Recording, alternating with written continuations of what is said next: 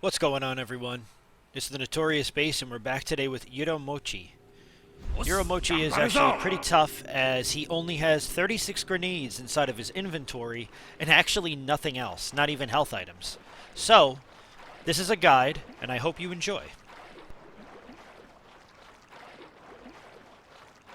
This is Nighthawk. Come in, Alpha. Alpha, do you read? Man, I thought you were all wiped out. I've been trying to... So Uiro Mochi keeping down the Grim Reaper. is quite funny.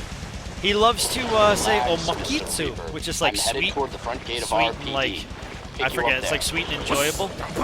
You could hug the wall right over here, and the zombies will actually lunge right at you on a certain RNG path. Sometimes you may have to keep refreshing it. That zombie right there is actually quite dodgeable. I just recommend putting a grenade right in his mouth because it's just safer. Yeah, so like I said earlier in the video, Uiro Mochi is actually only carrying grenades on him, heavy grenades. There's no health items, no anything. So you want to take your time, especially if it's a no damage. Omakitsuite, he said. We'll chuck a grenade right inside of the room and try to take out as many dogs as we can. Unfortunately, somehow one dog always manages to stay alive. We're going to get rid of these guys right in here because we're going to have to lure the zombies and, well, Misty and the dogs this way. So we'll take a grenade. We're going to throw it that way, eliminating one dog. Once we come back here, we're going to wait for Misty to actually hit the door open. I don't know what the hell is going on over there. One is spazzing out. So once Misty opens the door, we chuck a grenade at her. Then we throw another one where all the dogs have lined up. And somehow, the zombie behind us survived a grenade right in front of him. So with all the dogs dead, this zombie is quite easily dodgeable, but sometimes you may have to use a grenade on him.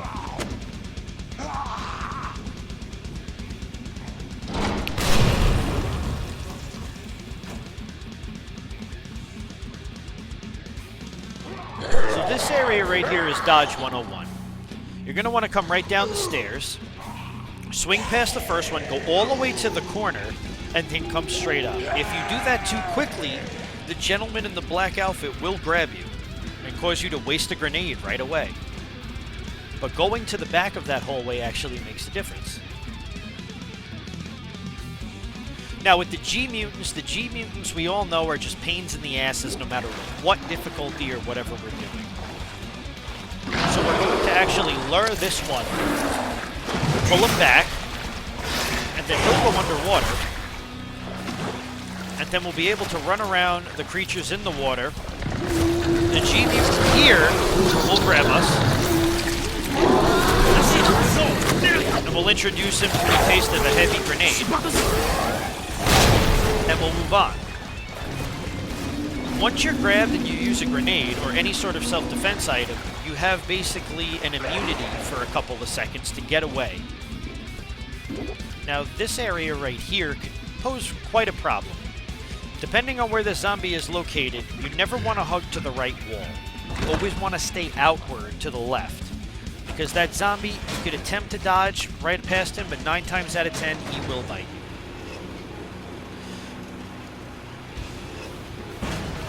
So this area, we did a little differently.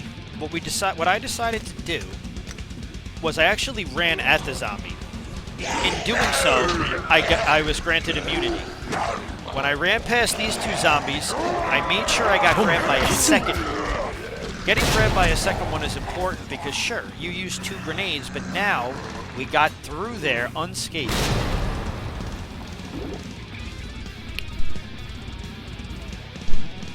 Now the liquor. Chuck one right away, because it decides to run super fast. Once the liquor is eliminated, you could dodge past all of these guys up until the dog location.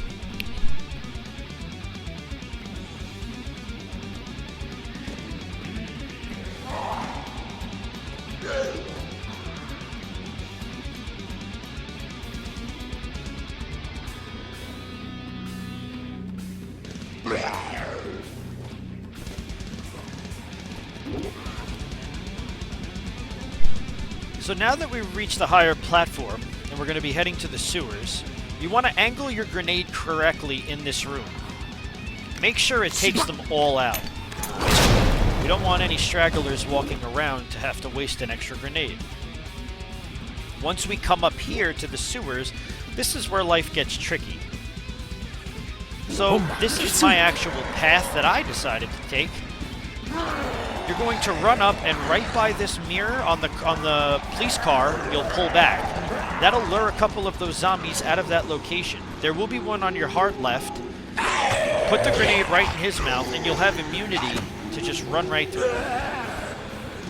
Now this area, there are dogs, her, and a licker. I recommend getting grabbed by the licker so that you could have a little bit of immunity just in case the canines catch up to you. The licker will not attack you once the grenade is in his mouth, and then you can proceed. You can take a breath now, but don't take one too long because Mr. X is right around the corner.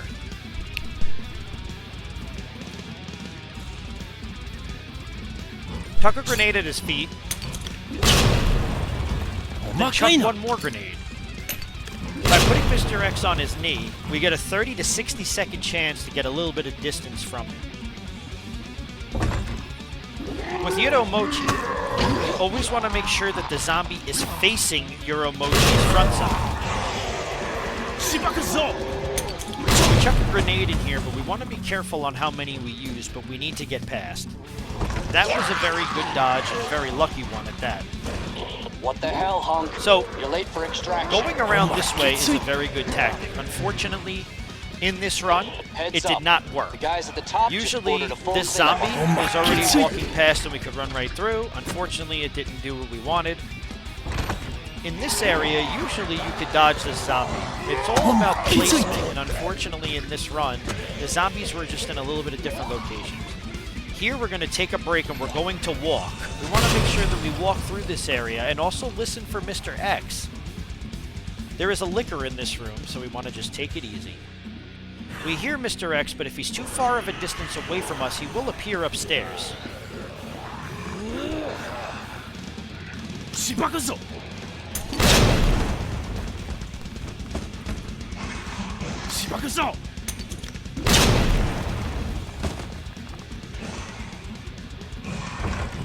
Mr. X has spawned in this location. Once Mr. X has spawned inside of this location, you kind of want to throw a grenade at him just to slow him down. After doing so, you can proceed into the next area. We have the Groots, or plant creatures as they're called. We're going to use the no damage immunity to run right by. As you see here, we actually got quite lucky. The other one almost grabbed me, but because the grenade went off in the other's mouth, we were safe. So right here, hug the wall, go right around these two zombies. You need to try to get in front of that door in order to aggro the zombie to open the door. Sneak right past. Since the models of the Tofus are pretty wide, you want to hug this outside part of the balcony so that you don't aggro the canine. Which is very easy to do, trust me. Now we're coming up on a room where there are a lot of zombies. Chuck one grenade inside to eliminate them all. But remember, there is a licker around this corner, so make sure you walk.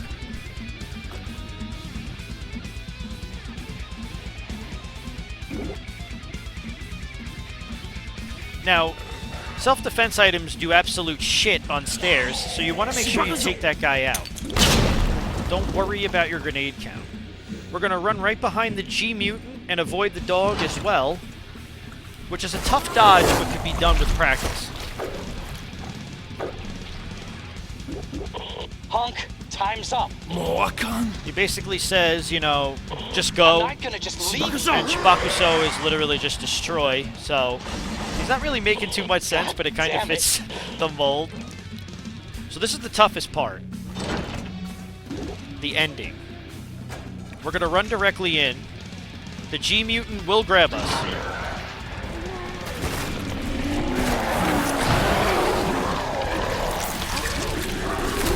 Now we're surrounded. Put another one for a self-defense to push all of them. Now Now run around them to your right. You get around all of them. Use another one for self-defense, but make sure you're facing the enemy that's grabbing you. If you're not facing the enemy that's grabbing you, you will take damage. Now we're really running low on grenades, but we're not going to worry. We're going to chuck a grenade at the bottom of the stairs. That will eliminate the first two. Misty is just being Misty, and we're going to eliminate her as well. Once all are dead, congratulations. You have completed the Uiro Mochi no damage run. I want to thank you guys for all the support, and I hope to see you in the next video. Resident Evil 2 Original is on its way. Thank you.